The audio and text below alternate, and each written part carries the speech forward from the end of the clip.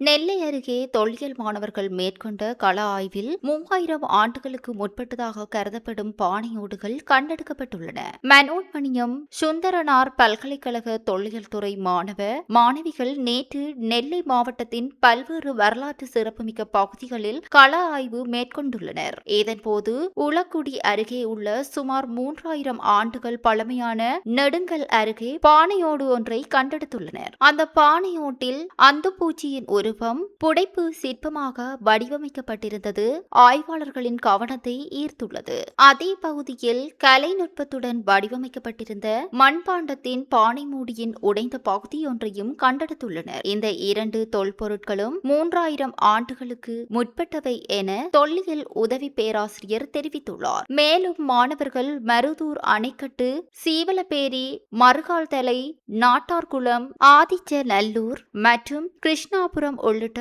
வரலாற்று சிறப்புமிக்க இடங்களிலும் கள ஆய்வு மேற்கொண்டனர். கண்டெடுக்கப்பட்ட தொல்பொருட்கள் அக்கால மக்களின் கலைநுட்பம் மற்றும் வாழ்க்கை முறையை அறிந்து கொள்ள முக்கிய தடயங்களாக அமையும் என எதிர்பார்க்கப்படுகிறது.